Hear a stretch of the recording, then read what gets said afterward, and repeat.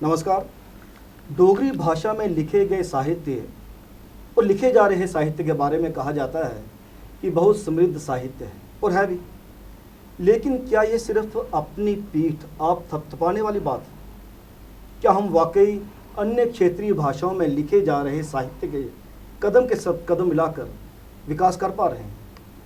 प्रश्न ठीक है, लेकिन इस चिंता की तरफ ध्यान आकर्षित होना भी चाहिए। इन्हीं मुद्दों पर अस्तित्व के आज के अंक में आपकी मुलाकात करवाते हैं एक ऐसी शख्सियत से जो डोगरी के जाने माने कवि हैं, कैप्टन ललित शर्मा जी। सर, आपका एक्सरसाइज स्टूडियो में बहुत बहुत स्वागत है। थैंक यू, शुक्रिया। डोगरी भाषा में कविता लिखी जा रही है वर्षों से, कहानी लिखी जा रही है वर्षों से, निबंध लिखे जा रहे हैं वर्षों से, यही हाल नाटकों का है, उपन्यासों का है। क्या आप समझते हैं कि जिन विषयों पर ये सारी विधाएं जो साहित्य की हैं लिखी जा रही हैं, उनमें कुछ ऐसे सब्जेक्ट्स हैं जो अछूते तो नहीं रह गए? अगर आप देखें तो विधिवत तरीके से डोगरी साहित्य लेखन का जो कार्यक्रम है या प्रयास है, ये कोई 80 साल पहले शुरू लिखित साहित्य का, उससे पहले भी लिखा जाता था। कवि दीतू हैं और भी लोग हैं, लेकिन मैं विधिवत ढंग से कह रहा हूँ। तो ये 1944 में मानजोग पद्मश्री प्रोफेसर रामनाथ शास्त्री जी की अगुवाई में ये सिलसिला शुरू हुआ। काफ़ी लोग जो हिंदी में लिखते थे, इंग्लिश में लिखते थे, उर्दू में लिखते थे, वो राग़ब हुए डोगरी की तरफ शास्त्री जी के प्रयासों से, और ये काफ़िला बना, एक कारवां बना, ये चला। और मुझे याद है कि जनवरी, मैंने पढ़ा है ये, जनवरी 1944 में जब उन्होंने डोगरी संस्था की नींव रखी, तो उसका जो आइन बना, विधान बना, उसमें जो उद्देश्य थे, उन उद्देश्यों में एक उद्देश्य था कि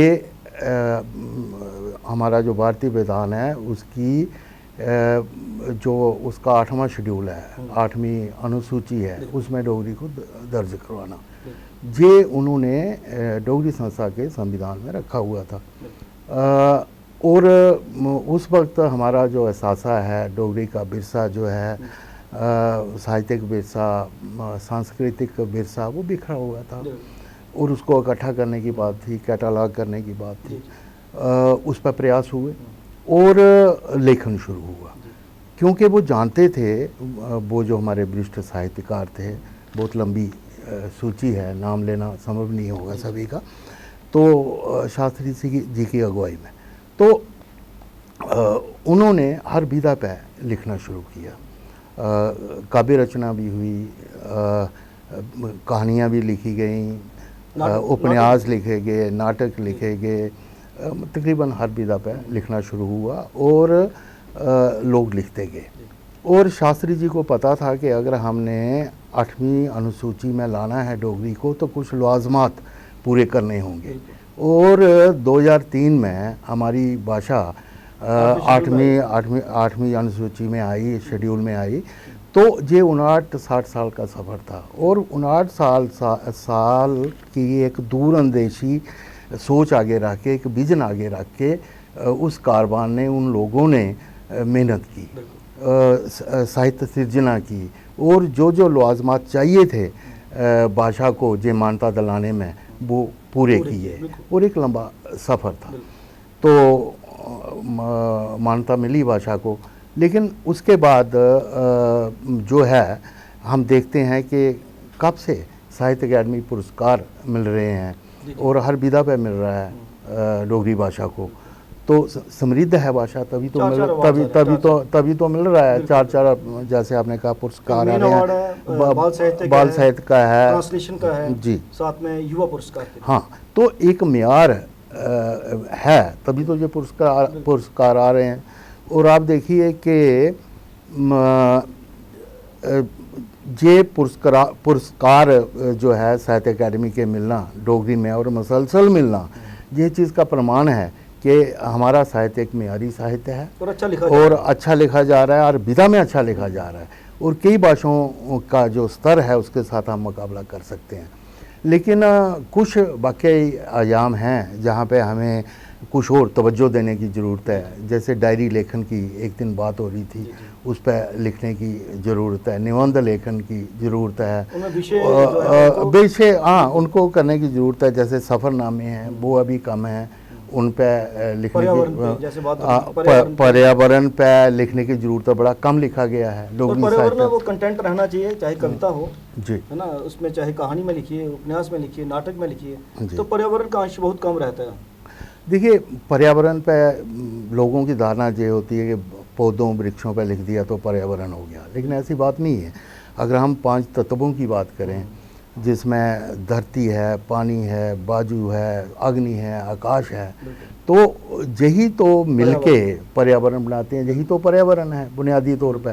अगर हम धरती की बात करते हैं तो धरती पे जो है वन हैं, उनके अंदर कई जीव रहते हैं, मनुष्य रहते हैं धरती पे, पालतू जानवर रहते हैं, जंगली जानवर रहते हैं, पक्षी जो हैं वो बुनियादी तौर पर वृक्षों पे ही रहते हैं। मिट्टी है धरती की जिसके अंदर मदनियात हैं, तत्व हैं कई किस्म के मिट्टी। तो इन सभी पे लिखना और इन सभी जो जुज़ हैं इनका जो आपसी जो कनेक्शन है वो ये एक अमल बनाता है, एक असर बनाता है, यही तो पर्यावरण है। उसके बाद अगर आप पानी की बात करें तो पानी के पहाड़ हैं जिनको ग्लेशियर हम कहते हैं, बर्फ़ के पहाड़ ग्लेशियर कहते हैं। हमारे नाडू हैं, झरने हैं, दरिया हैं, झीलें हैं, समंदर है, और उसके अंदर रहने वाले जो जीव हैं वो एक अलग दुनिया है। वो सारा ही पर्यावरण के दायरे में आता है। और अगर आप वायु की बात करते हैं, गैसें हैं, उनको एक तनासब में रहना है, और अगर वो तनासब बिगड़ जाए 98.4 98.4 टेम्परेचर से हम बढ़ जाएं तो जैसा हो रहा है तो आदमी बीमार होता है। तो हर एक जगह का न्यूनतम और अधिकतम जो तो ये मैं बाजू की बात कर रहा था। अगर अग्नि की बात कर रहा था तो फिर आप आकाश की बात करिए। आकाश में ग्रह, उपग्रह और सूर्यमंडल पूरा है, तारे हैं, सितारे हैं, तो ये सभी पे लिखना मैं कहता हूँ कि पर्यावरण है। इनका आपसी संबंध क्या है और ये संबंध कैसा रहना चाहिए, इसमें खराबी क्या आई है, इस पर लिखना तो पर्यावरण है। अगर हम ग्लोबल वार्मिंग की बात करते हैं, जिसको गर्माता हुआ आलम जो है उसकी बात करते हैं, ये भी तो एक आयाम पर्यावरण का ही है। अगर हम बदलते मौसम क्लाइमेट चेंज की बात करते हैं तो वो भी इसी का आयाम है। अगर हम सॉलिड वेस्ट मैनेजमेंट की बात करते हैं तो इसी का है। तो एक बहुत बड़ा विषय है जिस पे लिखने की जरूरत है। काम उतना हो नहीं पाया है इन विषयों को लेकर। देखिए सर, जैसे हम अन्य भाषाओं के साहित्य को पढ़ा करते हैं जब, तो वहाँ पे क्या होता है कि एक सिंबल लिया जाता है। जैसे सर ने बात की कि 5 तत्वों से शरीर बना है, तो 5 तत्व ही पर्यावरण के मूल केंद्र भी हैं। तो वो क्या करते हैं कि किसी एक तत्व को लेकर उससे सिंबल बना के पूरी कहानी गाड़ ली जाती है या फिर उपन्यास बना लिया जाता है जी। डोगरी भाषा में आज तक जितना भी काम हुआ उनमें ये चीज़ें बहुत कम इस्तेमाल हुई। अगर इस्तेमाल भी हुई तो वो छुटपुट सी सिम्बॉलिकली उनको इस्तेमाल करके साहित्य की रचना बहुत कम की गई है जी। एब्स्ट्रैक्ट आइडियाज़ पे काम कम हुआ है। और आप देखिए पर्यावरण और जो संस्कृति है ये एक काइन के एक सिक्के के दो पहलू हैं।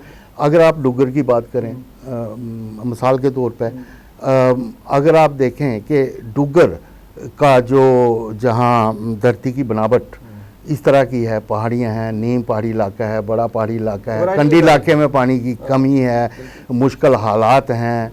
इवन बच्चे को स्कूल जाने में पुराने वक्तों में 8, 10, 15 किलोमीटर चलना पड़ता था, आज भी 2-4 किलोमीटर चलना पड़ता होगा।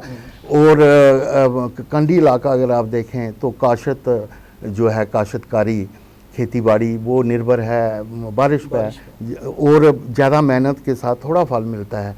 तो अब उसका अगर आप दूसरा पहलू देखिए तो ये हमारे लोग मेहनत कश हैं। मेहनत कश होने से उनके शरीर सुडेल हैं और फौज के लिए वो फिट हैं और आप देखिए फौज में हमारा डोगरों का पेशा फौज में रहा है, और जब फौज में जाते हैं लोग तो फिर साहित्य जैसे बनफशे दे फुल चुनी जा लाम जिती कर आया सिपाही मेरा डोगरा, जब पहाड़ें लंघी गया तो बखाना, तो फिर बिछोड़ी की जो बात होती है 10 महीने वहाँ रहना पड़ता है, 2 महीने यहाँ आना पड़ता है, वो बिछोड़े के कई गीत हैं। तो इसी तरीके से अगर हमारे जहाँ पे बांस है तो बांस से देखिए टोकरियाँ, कई दस्तकला का कई उसमें दस्तकारी का काम होता है, पंडोलू बनते थे जिसमें हम आटा रखते थे। तो एक कला पनपी है, और ये कला क्यों पनपी है कि पर्यावरण में बांस हमारे इलाके में है। तो इस तरीके से अगर चिकड़ी की बात करें तो आप हमने देखा होगा रजौरी में शादर शरीफ अगर हम जाएं तो वहाँ वो डोइयाँ लकड़ी की, चिमचे, कांटे, तो छिकड़ी का दरख्त है तो उससे वो पनपा है। डोगरो कल्चर में तो जो बीज से बोलते हैं अभी शादियों में किसी फंक्शन में जी पत्तल में खाई जाती है, पत्तल में खाई जाती है। तो मेरा मतलब ये है कि वहाँ किस तरह की वनस्पति है उस इलाके में, जैसे डोगर में वहाँ की भौगोलिक परिस्थितियाँ कैसी हैं, वहाँ की आबो हवा कैसी है, तो उसी वो सारा जो है हमारी कला के साथ जुड़ा हुआ है, हमारी संस्कृति के साथ साहित्य का हिस्सा भी बनना, साहित्य का हिस्सा है, बना हुआ है, लेकिन उस पर और लेखन करने की ज़रूरत है, उसको केंद्र बिंदु में लाने की ज़रूरत है, और बड़ा कैनवस बनाने की ज़रूरत है, के लिए इस्तेमाल ना किया जाए। हालांकि प्राकृतिक चित्रण की अगर आप बात करें तो पद्मा सचदेव जी हैं, उनकी शायरी में वो नज़र आता है, कृष्ण इस्माइलपुरी जी हैं, उनकी शायरी में नज़र आता है, और जय शर्मा जी हैं, उनके गीतों में दिखता है। लेकिन हम पर्यावरण एक विषय के तौर पर बात कर रहे थे, उस पर बहुत लिखने की ज़रूरत है और काफ़ी लिखा जा सकता है, और वो हमारे जीवन के साथ भी जुड़ा हुआ है, हमारी धरती के साथ भी जुड़ा हुआ है, और हमारी होंद जो है उसके साथ भी जुड़ा हुआ है। आप ने सर्विस की फौज में जी, तो वो इमोशन आपके नज़र आ रहे थे जब आपने कहा कि आदमी 10 महीने के लिए बाहर जाता है, छुट्टी में वापस आता है, तो ज़्यादातर केंद्र बिंदु फौजी लाइफ भी रही है गानों में जी। इसका शायद ये कारण आपने बता ही दिया कि ज़्यादातर डोगरा फौज में ही हुआ करते थे जी। तो पर्यावरण की तरफ आपका विशेष आकर्षण का कारण क्या है? देखिए, आप हर बार जब भी साहित्य की बात करते हैं तो उसमें कहते हैं कि पर्यावरण का अंश रहना चाहिए। देखिए बात यह है, फौज में तो मैं रहा, शार्ट सर्विस कमीशन अफसर था, 1 साल ट्रेनिंग की, 5 साल नौकरी की, उसके बाद मैं वन विभाग में आ गया, भारतीय वन सेवा में, तो जहाँ 31 साल जो है वो नौकरी की, लंबा एक्सपीरियंस है। और मेरा महकमा ऐसा था कि मुझे हर जगह जाने का मौका मिला, और जो विल्डरनेस एरिया थे जहाँ कोई नहीं जाता, कम लोग जाते हैं, वहाँ जाने का मौका मिला, और दरख्तों से बात करने का मौका मिला, पक्षियों से को देखने का पता जो है मौका मिला, और उनके आपसी क्या तल्लुकात हैं, वो अमल क्या हैं, वो करीब से देखने का जो है वो मौका मिला, और उससे प्रभाव पड़ा। तो इस तरीके से जो है पर्यावरण लेखन की तरफ रुझान बना। आप कविता लिखते हैं जी, मैं चाहूँगा दर्शकों के साथ अगर आप 1-2 कविता साझी करना चाहें। पहले तो आपने पर्यावरण की बात की, तो पर्यावरण के 1-2 बंद मैं आपको सुनाता हूँ। रुख जदों ए जमदा है, प्रदूषण थर थर कंबदा है, रुख जदों ए जमदा है, प्रदूषण थर थर कंबदा है, कंस लई थे कृष्ण जरमे, ये भी माधव लगता है। क्या बात है। रुख जदों ए बद्दा है, रुख जदों ए बद्दा है, शायर दा सुपना सजदा है, एक गज़ल लखोंदी जाएगा सा, भगवान भी शायरी करता है। वाह क्या बात।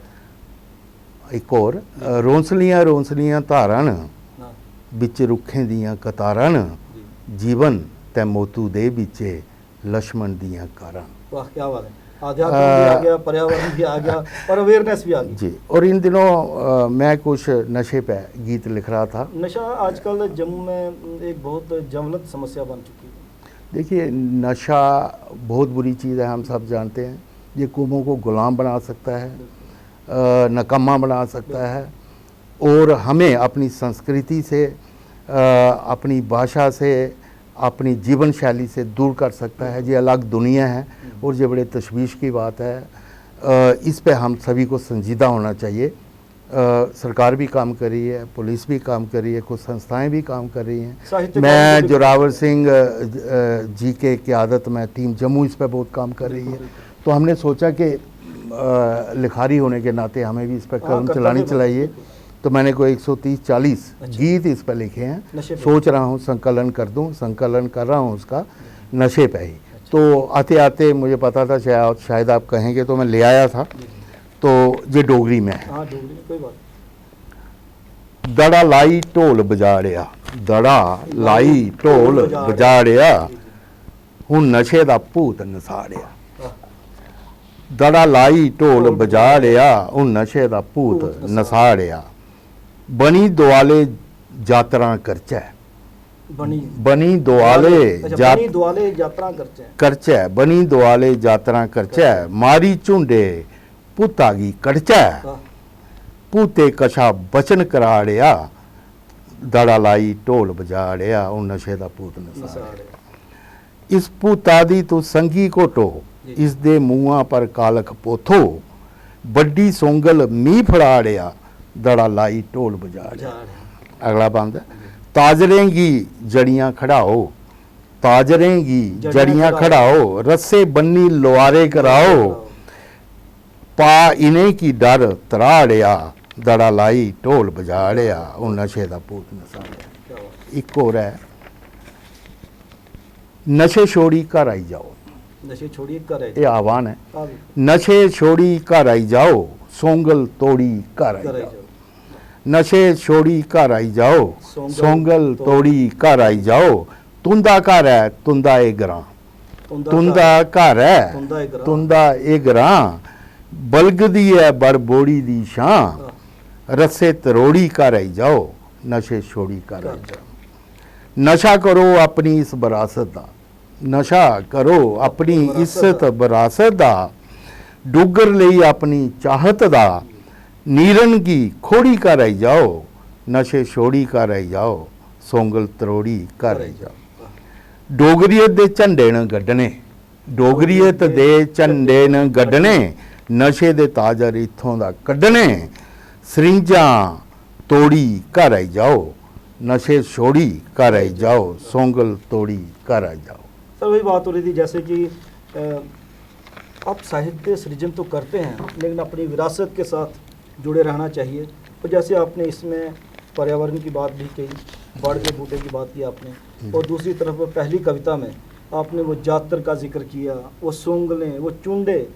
तो साहित्य सृजन में मुझे लगता है कि वह विशेष ध्यान रखना भी चाहिए कि आपकी आंचलिकता बनी रहे, क्योंकि नशा तो अब वैश्विक समस्या है। लेकिन उस नशे की समस्या को जब आपने अपनी कविता के माध्यम से उजागर किया, तो उसमें अपना जो फोक है, विरासत, उसको भी साथ लगाए रखा, कोशिश की है। तो आप नौजवानों को क्या संदेश देंगे कि ऐसी ही कोशिश वो भी करें, ताकि अपने अस्तित्व के साथ भी जुड़े रहें और समस्याएं वैश्विक लेती रहें? मैं नौजवानों को ये कहना चाहता हूँ कि डुग्गर का इतिहास बहुत प्राचीन है, बहुत पुराना है। जहाँ अगर आप देखें, आध्यात्मिक पक्ष को देखें, तो शिव जी ने जहाँ शादी की है मानतलाई में, माँ पार्वती जहाँ की पुत्री हैं।